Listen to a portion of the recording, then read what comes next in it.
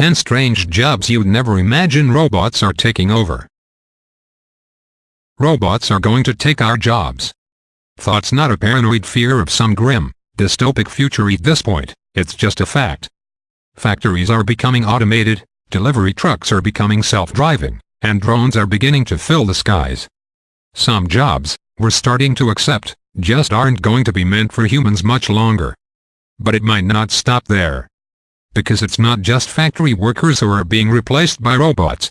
It's everyone, from the creative to the personable. Some of the last jobs and even just social roles you'd ever imagine are being taken over by robots, including some you would never have considered. Buddhist monks. A Japanese company called SoftBank Group Corporation has created a robot you never knew you needed. Pepper, the digital Buddhist monk. Pepper is a 120 centimeter tall 311 android that, originally, was put to the slightly less blasphemous uses of serving sushi and helping customers at the bank. Today, though, the company has rebuilt their robot as a cheaper alternative to human priests at digital discount Holyman.1. For 50,000 yen, people can hire Pepper to preside over the funeral of any loved one who wasn't quite special enough to break the bank on hiring a real monk. There are even some perks to hiring a robot. Pepper isn't hung up on denominations, so it can perform a service for any of the 4 major Buddhist sects. As crazy as all that sounds, there are 10,000 Peppers out there in the world, so there's a market for it. Not all of them are performing Buddhist services, though. And, for the real modern family, you can even have your loved one's ashes stored in a space-efficient warehouse with a touchscreen panel that lets you digitally view their remains. Baseball fans. A Korean baseball team called the Hanwha Eagles has taken a new approach to bringing out fans. Instead of trying to lure in real people, they're just filling their stadiums with robots. After a long losing streak that started with their first game and didn't end ever, the Eagles started having trouble filling seats. Few fans wanted to go through the soul-crushing experience of trying to root for the team their town was saddled with, and soon, the team was playing to rows upon rows of empty seats. So, they set up a group of robots that filled the empty rows, programmed to cheer, chant, do the wave, and be nearly everything else a real human can be. Fans who can't be bothered to come out to the games can even log into the robots from the internet and project their faces onto the machines. It's a fun gimmick and a weird glimpse into an odd future. The players for the Hanwha Eagles are still human, but now they're playing for the entertainment of a sea of metallic men programmed to cheer them on. Rectal Teaching Assistant.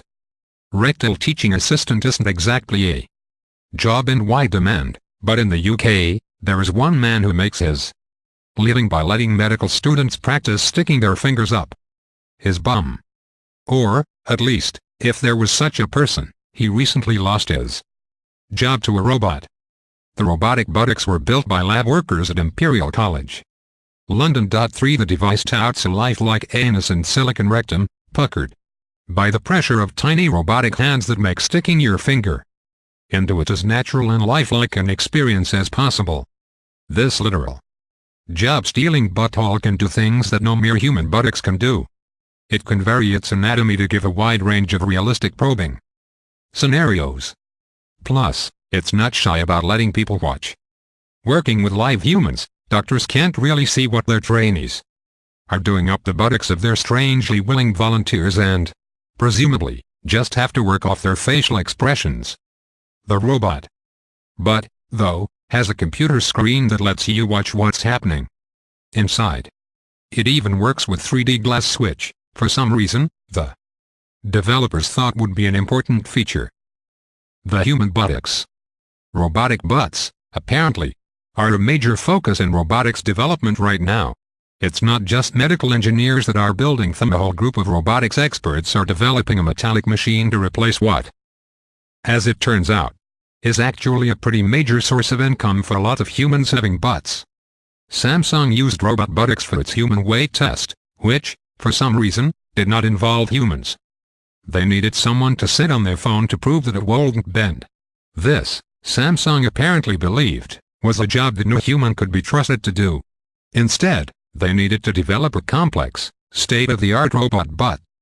Even Pornhub has created its own robotic butt, which, having typed that out, maybe isn't that surprising. The prolific purveyors of pornography have developed the twerking butt bot. with what they call cyberskin technology that warms itself to the heat of a real human body. For the buttocks of a remote control and even connect to a VR headset. Babies. In Japan, they're even replacing babies with robots. Birth rates there are plummeting.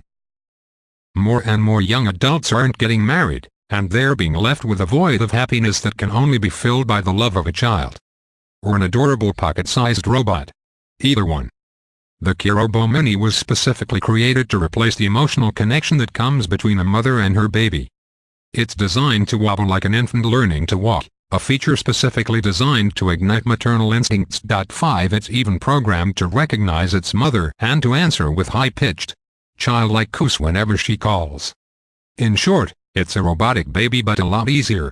It never cries, it's small enough to fit in your pocket, and, when you get sick of it, you can just turn it off and throw it in the garbage.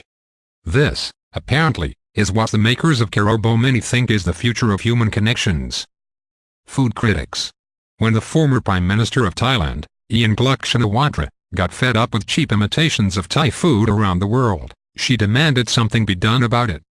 She called the Thai government together for an emergency cabinet meeting, and they came out with a solution: they needed a robot. The Thai government calls their creation the E-Delicious, a secret project they spent years on, developing, for reasons no one completely understands, a robotic food critic. 6. The E-Delicious is programmed to scientifically evaluate any Thai cuisine. It measures the chemical makeup of a dish, compares it to what the Thai government considers the ideal form of that food, and then it gives it a mathematical score. According to the leader of development, this is the cheapest and easiest approach to grading food, although the project cost hundreds of thousands of dollars and took up 1/3 of the National Innovation Agency's budget. The people of Thailand don't seem as thrilled as Shinawatra was hoping. "I use my tongue to test if it's delicious or not," one baffled Thai resident said when the project was unveiled. "I think the government should consider using a human." Sales representatives. Calling a hotline and getting a recorded message is nothing new. Such places have computerized menus or use robocallers to contact their customers, but one life insurance company, Premier Health Agency, is taking it a bit further. They've made a robot to connect you to when you ask for a human. The company has created robotic telemarketer programmed to deny that she's a robot. It calls itself Samantha West and uses pre-recorded messages to insist that it is a real person no matter how many times you ask. If you call her out on being a machine, she's programmed to laugh and say, "I am a real person. Maybe we have a bad connection, I'm sorry about that." 7. It's not exactly foolproof. If you start talking about anything other than life insurance, Samantha gets flustered and confused. Still, it's a weird step forward into a future where it's getting harder and harder to tell if the person you're talking to is a man or a machine. Music composers. The next big pop song might be written by a robot. Researchers at Georgia Tech have created a robot called Shimon that can compose and play its own music. 8. It's a four-armed, marimba-playing machine that listens to music and uses it as inspiration to write songs of its own. The machine uses deep neural learning systems to decode different styles of music, analyze their patterns, and then take them as inspiration to compose original pieces of music. The creator, Mason Breton, claims that the machine has actually gotten smarter over time.